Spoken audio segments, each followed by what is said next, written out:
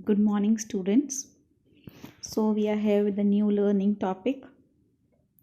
From trade to territory, the company establishes power. So, here we are talking about Britishers establishing companies in India, especially the East India Company. East India Company comes east. In 1600, the East India Company acquired a charter from the ruler of England and Elizabeth I and granting it the sole right to trade with the East. This means that no other trading group in England could compete with the East India Company. So in 1600, East India Company was established by Queen Elizabeth I, and under that charter she stated no other trading group in England could compete with the East India Company set up in India. Mercantile trading companies in those days made profit primarily from executing competition so that they could buy cheap and sell dear. The Royal Charter, however, could not prevent the other European powers from entering the Eastern market. Nonetheless, there was a charter issuing that no other European trading companies will enter the Eastern markets. Still, people were no less, they were started entering Eastern markets. By the time the first English ships sailed down to the west coast of Africa, round the Cape of Good Hope, crossed the Indian Oceans, and the Portuguese has already established their presence in the western coast of India and had their base in Goa. In fact, it was Vasco da Gama, a Portuguese explorer, who had discovered a sea route to India in 1498. So, through sailing ships, there was also trade taking place. So, Vasco da Gama, he was a Portuguese explorer. He discovered a sea route in 1498 to India. By the early 17th century, the Dutch too were exploring the possibilities to trade in Indian Ocean. Soon, French traders invaded on the scene. So the Portuguese people came, then the Dutch people were also coming, French traders were also arriving at the scene. Everybody was wanted to have markets in the eastern markets. All the companies were interested in buying fine qualities of cotton and silk produced, and pepper, cloves, cardamom, and cinnamon, as these were the demand in Europe. So as you know, our India is rich in spices, cotton, and everything like that. So these were the things required in Europe, and they wanted to do trade of these things only, as there was a demand in Europe of these things. Competition amongst the European companies inevitably pushed up the prices at which these goods could be purchased, and this reduced the profits that could be earned. The only way the trading companies could flourish was by eliminating rival competitors. So, when there was competition, the prices of goods increased and it reduced the profit. And certainly, there was a competition between all the trading companies. The urge to secure markets therefore led to fierce battles between the trading companies. Through the 17th and 18th century, they regularly sank each other's ships, blockaded routes, and prevented rival ships from moving with supplies of goods. Trade was carried on with arms, and trading posts were protected through fortifications. So everybody uh, fortified their ports and prevented them, because in trading companies there was competition, battles were taking place. So they wanted to sideline each other and move forward and gain more profits. So there was a competition, a tough competition. This effort to fortify settlements and carry on profitable trade also led to intense conflict with local rulers. The company therefore found it difficult to separate trade from policies. So trade politics. So trade was nowhere apart, somewhere the part of politics also. People were using their politics tricks in trading also.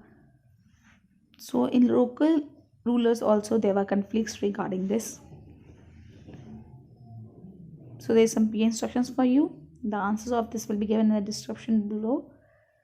Now pause the video and start solving these questions, students, and use your senses properly and your knowledge towards it.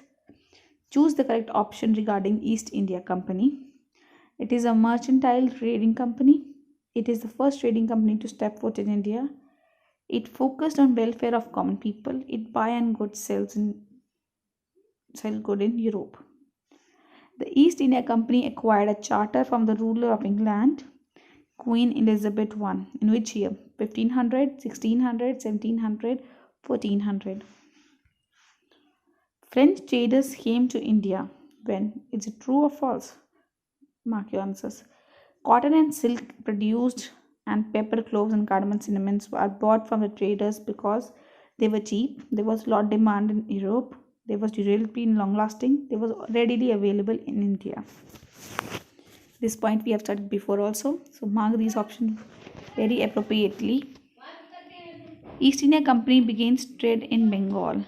The first English factory was set up at the banks of river Hooghly in 1651.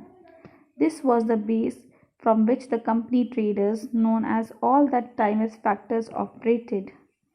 The factory had a warehouse where goods for exports were stored, and it has offices where company officials sat.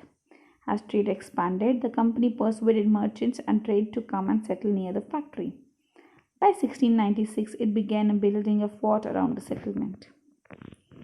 So the first factory was set up in Hooghly 16. There are some facts you have to learn, as these facts also come in the papers like CTET, PTET, or many entrance examinations. Hooghly in 1651, and by 1696, there people start for making settlements near the fort. 2 years later, it bribes Mughal officials into giving the company zamindari rights over 3 villages. One of these was Kalikata, which later grew into a city of Calcutta or Kolkata as it is known as today. So, zamindari of these villages were taken, and Kolkata was earlier known as Kalikata. Then it came to known as Calcutta, then known as now as Kolkata. It also persuaded the Mughal Emperor Aurangzeb to issue a farman granting the company the right to trade duty free. The company tried continuously to press for more concessions and manipulate existing privilege. Aurangzeb's farman, for instance, has granted only the companies the right to trade duty free, but officials of the company who were carrying on private trade on the side were expected to pay duty. This they refused to pay, causing an enormous loss of revenue for British Bengal. Nawab of Bengal at that time was Murshid Quli Khan, and he protested against this. So there's P instructions for you students. Factors were used for base factory of EIC, that is East India Company, company's traders, factory warehouse. The first English factory was set up in the banks of river Hooghly in 1651, 1652, 1650, 1653. EIC bribed the Mughal officials to give their zamindari of 3 villages. True or false? Aurangzeb was willing to allow the company the right to trade duty free. True and false. How trade led to battles. So as you know, there was competition and battles were emerging. So how it led, we'll study now. Murshid Quli Khan was followed by Alwridi Khan, then Siraj-ud-Daulah as the Nawab of Bengal, and each one of them was a strong ruler. So at that time, Murshid Quli Khan was the leader or the Nawab of Bengal. After that, it was Alwridi Khan, and after that, Siraj-ud-Daulah, and every one of these was a strong man. They refused to grant company concession and demanded large tributes for the company's right to trade, and denied it at any cost to mint coins, and stopped it from extending the fortifications. Accusing the company from decide, they claimed that the company was depriving Bengal government from a huge amounts of revenue and undermining the authority of the Nawab. It was refusing to pay taxes, writing disrespectful letters, and trying to humiliate the Nawab and his officials. So through that company's laws made, so Nawab felt that there is like people are suffering. They are suffering, they are paying huge amount, but there's nothing more done for the company. So they were against it. The company on its part declared that the unjust demand of the local officials for ruining the trade of the company, and trade could flourish only if the duties were removed. It was also convinced that to expand trade, it has to enlarge its settlement, buy up villages, and rebuild its forts. So, expansion of company was needed, and to expand trade, then to enlarge the settlements. The conflicts led to confrontations and financially culminated in the famous Battle of Plassey. So, these conflicts between the traders led to the famous Battle of Plassey. The Battle of Plassey is an important battle, students, and many questions also come from this battle. When Al-Birdi Khan died in 1756, Sirajuddaulah became the Nawab of Bengal. So after Al-Birdi Khan, as I earlier said also, Sirajuddaulah became the Nawab in 1756 itself. The company was worried about his power and keen on the puppet ruler who would willingly give trade concessions and other privileges. So he tried, though without success, to help one Sirajuddaulah's rival became the Nawab. To suppress Sirajuddaullah's power, another one of the rivals became the Nawab, other one. And infuriated, Sirajuddaulah asked the company to stop meddling the political affairs of his domination and stop fortification and pay the revenues. So here Sirajuddaulah was helping the East India Company and they wanted to pay the revenues. After negotiation failed, the Nawab marched with 30,000 soldiers to the English factory at Qasim Bazaar, captured the company official, locked the warehouse, disarmed all Englishmen, blockaded English ships. Then he marched to Calcutta to establish a control over company's fort there. So they wanted to march against the East India Company. They went at Qasim Bazaar with 30,000 soldiers with him, and they blocked all English ships. They marched towards Calcutta to the company fort there. On hearing news of the fall of Kolkata, company officials in Madras sent forces under the command of Robert Clive. So as soon as they know that Sirajuddaulah was going to fight for against that, the forces from Madras was sent under the command of Robert Clive, reinforced by naval fleets. Prolonged negotiations with the Nawab followed. Finally, in 1757, Robert Clive led the company's army against Sirajuddaulah at Plassey. So at that time, Robert Clive's forces from Madras and Sirajuddaullah's force were together fighting at Plassey in 1757. One of the main reasons for the defeat of Nawab was that the forces led by Mir Jafar, one of Sirajuddaullah's commanders, never fought the battle. Clive had managed to secure his support by promising to make him the Nawab after crushing Sirajuddaulah. So his own commander was dishonest towards him. Mir Jafar already made a contract with Robert Clive that after Sirajuddaulah, if he makes him the Nawab, so they will simply lose the battle without even fighting it. So that battle was never took place because Mir Jafar was already supporting Robert Clive. The Battle of Plassey became famous because it was the first major victory that company won in India, and it was a battle that was not properly even fought. P instructions. Battle of Plassey was won between East India Company, Murshid Quli Khan, East India Company, and Al-Birdi Khan, East India Company, and Sirajuddaulah. The Nawab of Bengal was in favor of giving large tributes for the company's right to trade, right to mint coins, extending its fortification, none of the above. Mark the options, correct one. After the Battle of Plassey, who is the next Nawab of Bengal? Mir Qasim, Mir Jafar, Mir Afzal, Mir Hadir. Choose the correct option regarding Mir Jafar. He was the one Sirajuddaullah's commanders. He has fought with courage during the Battle of Plassey. First is true but second is false. Second is true but first is false. Both are true or both are false. Company official become Nawabs. After the defeat at Plassey, Sirajuddaulah was assassinated and Mir Jafar was made the Nawab. The company was still unwilling to make over the responsibility of administration. Its prime objective was the expansion of trade. If this could be one done thing without conquest through the help of local rulers who were willing to grant privileges, then territories need not to be taken over directly. So after Siraj-Dowla was assassinated, Mir Jafar was made the Nawab.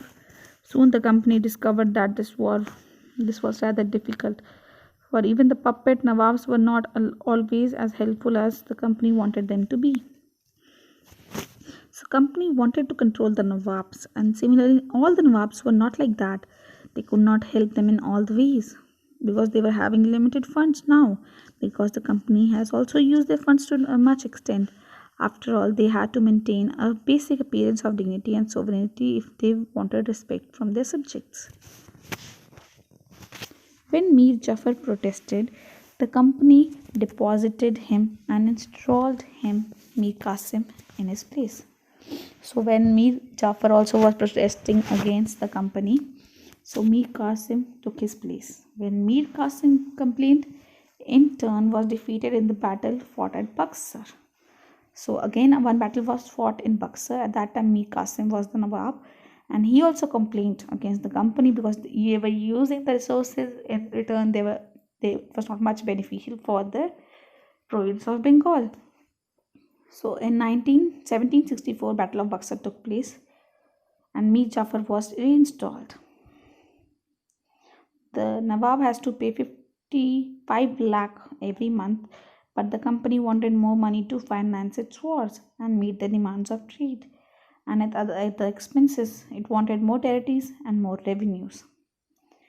So Nawab has to pay 5 lakh rupees every month to the company. And since not only this, the company also demanded more finance to support his wars. And he wanted more territories and more revenues. So they were completely exploiting the Bengal provinces. By the time Mir Jafar died in 1765, the mode of company has changed. Having failed to work with puppet Nawabs, Clive declared, "We must indeed become Nawabs ourselves. Now they do not need any more Nawabs. They will rule themselves. They do not need these puppet Nawabs, because no matter after some times they are also against them. So they will make themselves as Nawabs now." Finally, in 1765, the Mughal emperor appointed the company as the Diwan of the provinces of Bengal. Company rule expands. Annexation of India's states by East India Company from 1757 to 1857. Certain key aspects emerge. The company rarely launched direct military attack on unknown territory. Instead, it used a variety of political, economic, diplomatic methods to extend its influence by annexing an Indian kingdom. So in simple words, the company tried to do many things. They never come and attacked in front of them, because they know that Indian rulers and Nawabs were also very strong and had so much support of people. So they used diplomatic ways and making them show that they will do good for them, but they never did. So by using these diplomatic methods, they tried to extend the influence and try to annex most of the Indian kingdom. They tried to decide who was to be the successor to the throne and who was to be appointed as an administrative post. Sometimes the company forced the states into subsidiary alliance. Journal 1895 to 1805, the Nawab of Awadh was forced to give up over half of his territory to the company in 1801, as he failed to pay pay for the subsidiary forces. Hyderabad was also forced to cede territories on similar grounds. So there was subsidiary alliance made by the Britishers. And Journal, he was the Nawab of Awadh. He was failed to do so, so half of his territory was taken by the East India Company in 1801. So slowly do you see that how Britishers were trying to expand their rule in all over India, and how diplomatic ways they were using. Battle of Buxar was fought between Britishers and Mir Jafar, Britishers and Mir Qasim, Britishers and Siraj-Dowla. Choose the correct option. After the Battle of Plassey, East India main focus was on expansion of their territories. East India was happy with the puppet Nawab of Bengal. First is true but second is false. Second is true but first is false. Both are true and both are false. Mughal emperor appointed the company as the Diwan of the provinces of Bengal. 1765, 1766, 1764, 1763. Mark the correct option, students. Choose the incorrect option regarding Mir Jafar. He has to pay 5 lakh to the company after his dad company decided to become Nawabs. He was reinstalled by Clive. He replaced Mir Qasim in 1764. So that's all for today's session. We'll continue the same topic in the next part of this video.